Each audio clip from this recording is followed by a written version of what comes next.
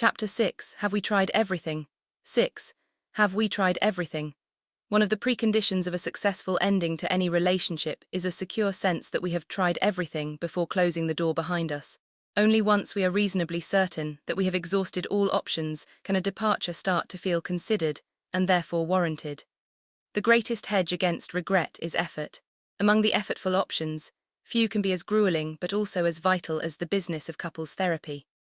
One might go so far as to propose that no relationship should ever be considered doomed until one has tried out no less, but also not much more than 9 months of couples therapy. Like many things that help relationships, couples therapy can sound deeply unromantic, involving visits to a usually drab consulting room, where we must face a host of embarrassing conversations about matters that it would be much nicer never to have to think about, let alone discuss with a partner and a trained stranger. Our culture teaches us to trust and follow our feelings in love. But couples therapy knows this to be highly problematic, for our feelings are frequently erroneous and encoded with primitive responses from the troublesome past. Instead, it encourages us to stand back from our instincts, to neutralize them through understanding, and, where possible, to reroute them in less self-punishing, less impatient and more trusting directions. Living alongside another person is one of the hardest things we can ever attempt. Couples therapy knows this, and so it suggests that we should expect to get it wrong unaided and feel unashamed about the need for in-depth training. There are a number of vital things we might learn in our months in therapy. For a start, in a quiet room, we finally have the chance to define what we feel the problems in the relationship really are, without things degenerating into shouting, sulking, or avoidance. We're normally far too cross with, or upset by, our partner to be able to share with them, in a way they might understand, what we're angry and upset with them about. It helps to be in front of a stranger we're both a little intimidated by and with whom we have to behave ourselves. It is highly unusual to be able to put things so starkly, but also so reasonably. That you never touch me and behave so limply and unenthusiastically when I touch you is slowly killing me, and though I love you, I don't know how much longer I can take it.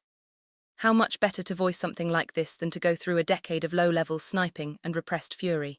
Secondly, therapists are skilled at teasing out from us why what bothers us. Normally, left to our own devices, we don't unearth the emotional meaning behind our positions. We squabble about where to go on the weekend, rather than explaining what going out or staying in represents for us internally. As a result, the other finds us merely stubborn and mean, and all that is interesting and poignant in our position is lost. Thirdly, therapists break up unseen, repeated patterns of upset and retaliation. A classic therapeutic game is to ask both parties to fill in the blanks. When you, I feel, and I respond by so. When you disregard the children, I feel rejected and then respond by trying to control who you see in the evenings. Or, when you don't touch me in bed, I feel invisible and respond by being ungrateful about your money. With the therapist acting as an honest broker, new contracts can be drawn up along the lines of, if you do X, I will do Y, once we get a little bit of what we really want, but usually haven't properly asked for. The other's needs feel a lot less onerous and hateful. Sometimes the advice is almost beautifully pedantic. Name 3 things you resent about your partner. And next, 3 things you deeply appreciate. Keep the criticism specific, not "you're cold and ungrateful," but "if you can call me when you're running late then." Families can be kept intact with as little as this. Through therapy, we are challenged to abandon some of our grimmer ideas about how people can be and what will happen to us in love. If I am vulnerable, I am not necessarily going to be hurt, or I might try to explain, and the other could listen. We are given the security to throw out some of the scripts we grew up with about the futility of ever trying to be understood. We can start to be moved by one another's pain. What does it feel like, a good therapist will ask, to hear your partner explain how it is for them when you? We can start to take care of each other. A remarkable idea comes to the fore, that our partner isn't really our enemy, that they, like us, have some very bad ways of getting across what are some very understandable and touching needs. Couples therapy is a classroom where we can learn how to love. We're normally so embarrassed by not having the first clue how to do that, so we leave things until we are too angry or despairing to do anything but hate.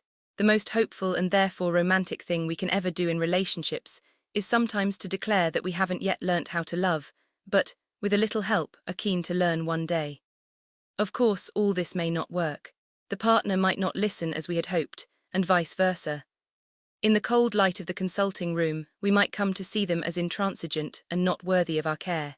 Our exchanges, far from advancing understanding, might serve to reveal just how unable we are to make any sense to one another. Far from rescuing the relationship, couples therapy might conclusively bury it. However, this need not be an argument against therapy. A failed course at least provides us with useful proof of why things had to end. It may not have saved love, but it will have done something almost as valuable, made us a little less sad, and a little more sure that it has died.